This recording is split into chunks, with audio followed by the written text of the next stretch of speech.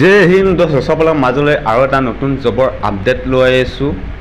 IB ফালৰ পৰা নতুনকৈ পদ মুকলি কৰা হৈছে আৰু এই পদবোৰ কাৰণে আপোনালোকৰ কোৱালিফিকেশ্যন কিমান লাগিব, কিমান এজ লিমিট লাগিব, কোনসকল ল'ৰা ছোৱালীয়ে এই পদৰ কাৰণে এপ্লাই কৰিব পাৰিব, ফুল ইনফৰ্মেশ্যন এই ভিডিঅ'টোৰ মাধ্যমে দিব বিচাৰিছে। যদিহে প্ৰথমবাৰ কাৰণে আমাৰ চেনেলটোলৈ আহিছে তেনেহ'লে চেনেলটো ছাবস্ক্ৰাইব কৰি বেল আইকনটো বজাই ল'ব, যেতিয়া আমি নতুন ভিডিঅ' আপলোড কৰোঁ আপোনালোকে আগতীয়াকৈ আমাৰ ভিডিঅ'বোৰ পাবৰ কাৰণে। আৰু আপোনালোকে ভিডিঅ'বোৰ স্কিপ নকৰিব, সম্পূৰ্ণ চাব, সম্পূৰ্ণ চালে আপোনালোকে ভালদৰে বুজি পাব।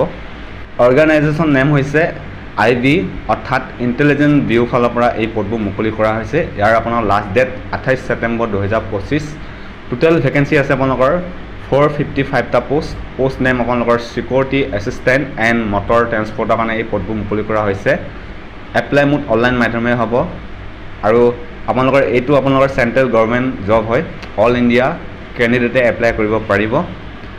তাৰপিছত আপোনালোকৰ কেটেগৰী ৱাইজ আপোনালোকৰ পোষ্টবোৰ ভগোৱা হৈছে। ইউৰ কাৰণে আছে 219টা, OBC কাৰণে আছে 90টা, ST কাৰণে আছে 49টা, SC কাৰণে আছে 51টা আৰু EWSৰ কাৰণে আছে 46টা।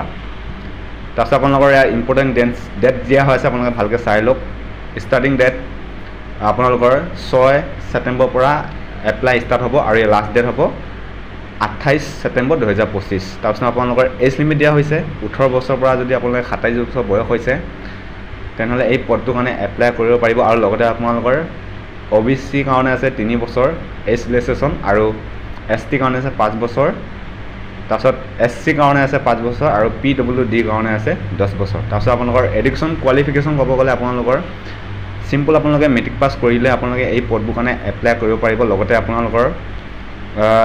আপোনালোকৰ ড্ৰাইভিং লাইচেঞ্চ লাগিব LMV আৰু লগতে আপোনালোকৰ এক্সপিৰিয়েঞ্চ থাকিব লাগিব। আৰু যদি আপোনালোকৰ ড্ৰাইভিং লাইচেঞ্চখন আপোনালোকৰ 1 বছৰ পুৰণা হ'ব লাগিব তেনেহ'লে এই পদটোৰ কাৰণে আপোনালোকে এপ্লাই কৰিব পাৰিব। তাৰপিছত আপোনালোকৰ এপ্লিকেশ্যন ফিজ ক'ব গ'লে আপোনালোকৰ জেনেৰেল কেণ্ডিডেট দিব লাগিব 650 ৰুপিজ, SC ST কেণ্ডিডেট দিব লাগিব 550 ৰুপিজ, PWD কেণ্ডিডেট দিব লাগিব 550 ৰুপিজ। তাৰপিছত আপোনালোকৰ চিলেকশ্যন প্ৰচেছ ক'ব গ'লে আপোনালোকৰ প্ৰথমতে হ'ব ৰিটেন এক্সাম, তাৰপিছত হ'ব আপোনালোকৰ ড্ৰাইভিং টেষ্ট, তাৰপিছত হ'ব আপোনালোকৰ ডকুমেণ্টছ ভেৰিফিকেশ্যন, তাৰপিছত আপোনালোকৰ হ'ব মেডিকেল টেষ্ট আৰু তাৰপিছত হ'ব আপোনালোকৰ হ'ব ফাইনেল মেৰিট লিষ্ট।